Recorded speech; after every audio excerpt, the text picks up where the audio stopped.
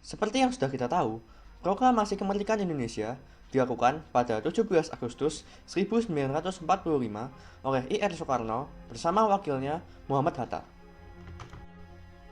Namun, apakah kalian tahu bahwa sebelum itu terdapat tokoh yang berasal dari Gorontalo yang sudah memproklamasikan kemerdekaannya? Sosok itu adalah seorang pria bernama Nani Wartabone. Pada Jumat 23 Januari 1942, Nani membacakan naskah proklamasi kemerdekaan di Gorontalo, Sulawesi. Sebelum kita membahas mengenai proklamasi kemerdekaan di Gorontalo, Sulawesi, mari kita mengenal lebih dahulu biografi dari Nani Wartabone sebagai proklamatornya. Nani Wartabone lahir di Sumawa, Kabupaten Bone Bolango, Gorontalo pada 30 April 1907. Nani memiliki latar belakang keluarga yang sebenarnya dekat dengan pemerintah Belanda. Ayahnya yang bernama Zakaria Wartabone bekerja sebagai salah satu aparat pemerintah Belanda.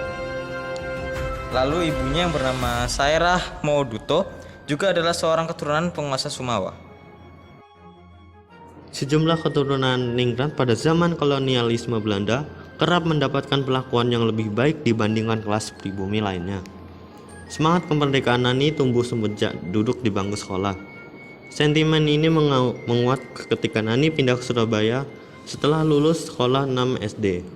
Nani bersekolah di sejumlah sekolah top di Surabaya seperti Umulo dan Els. Walaupun demikian, pandangan dan pemikiran Nani soal perjuangan melawan penjajah bukanlah berasal dari sekolah. Pandangan revolusioner ini muncul dari sejumlah aktivitas di luar sekolah, dikarenakan Nani Wartabone sering mengikuti acara diskusi dengan beberapa tokoh ketermuka, seperti Dr. Sutomo, Agus Salim, Cokroaminoto, dan tentu saja dengan Bung Karno. Nani disebut pernah tinggal beberapa hari di kediaman Bung Karno dan berkesempatan untuk membaca sejumlah buku politik miliknya. Nani juga mendapatkan wejangan spesial dari Bung Karno, yaitu jangan pernah kerjasama dengan Belanda. Baiklah, mari kita bahas peristiwa proklamasi kemerdekaan di Gorontalo yang sudah kalian tunggu-tunggu. Peristiwa patriotik 23 Januari 1942 berawal ketika pemerintah Belanda merencanakan pembumihangusan di segala aset daerah jajahannya, termasuk aset-aset yang berada di Gorontalo. Propaganda Belanda ini untuk mengantisipasi adanya serbuan tentara Jepang ke Gorontalo. Hingga akhirnya propaganda Belanda ini pun kemudian diketahui oleh Saripa Rahman Hala yang seharinya bertugas selaku penyelidik pada pemerintah Belanda. Dilandasi oleh semangat nasionalisme, Saripa kemudian membocorkan informasi ini kepada Kaharu dan Ahmad Hipi, yang akhirnya sampai kepada Kusno Danupoyo, yang kemudian sampai pula ke Nani Wartabone. Dalam menghadapi rencana Belanda tersebut, kemudian dilangsungkan rapat rahasia di kediaman Kusno Danupoyo.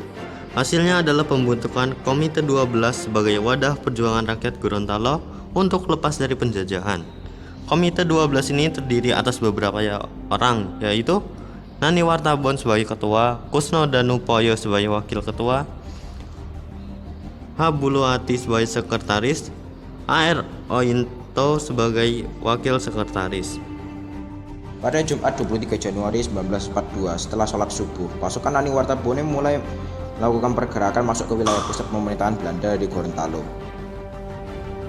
Kemudian pasukan Wartabone yang dikenal dengan julukan pasukan rimba akhirnya berhasil menarik simpati masyarakat yang dilaluinya.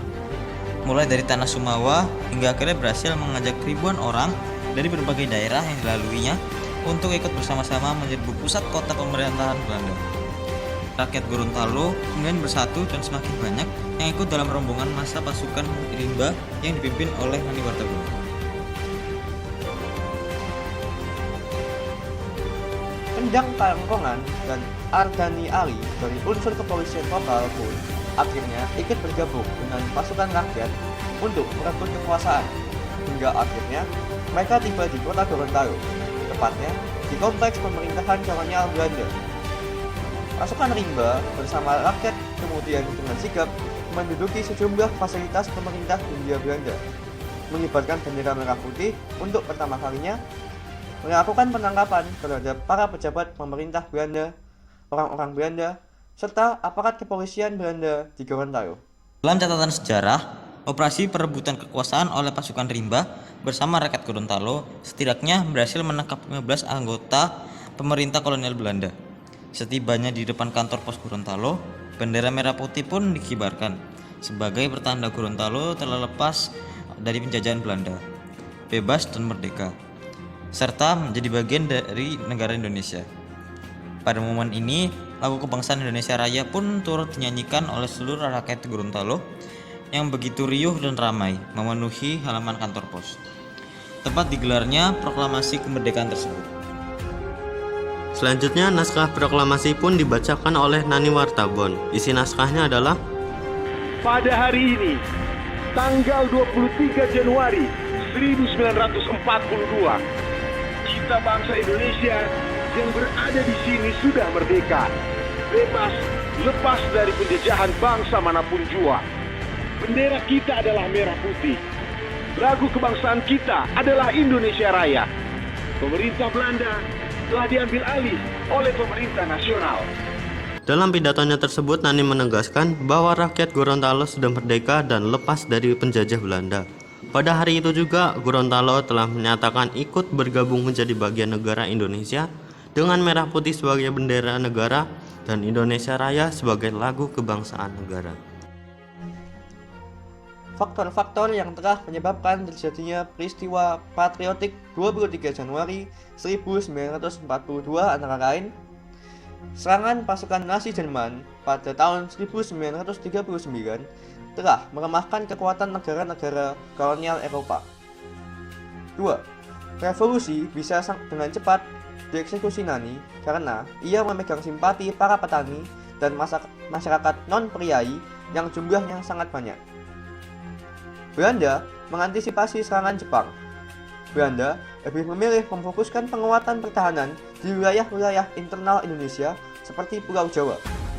Dengan demikian, ketika pergolakan muncul di wilayah seperti Gorontalo, Belanda tidak punya kekuatan untuk membalas. Pada akhirnya, perjuangan Nani membuat rakyat Gorontalo jadi penikmat kemerdekaan pertama di Indonesia. Sayangnya, kejayaan tersebut hanya berlangsung 5 bulan, yakni pada tanggal 23 Januari sampai 5 Juni 1942. Ini karena Indonesia tiba-tiba diserang Jepang.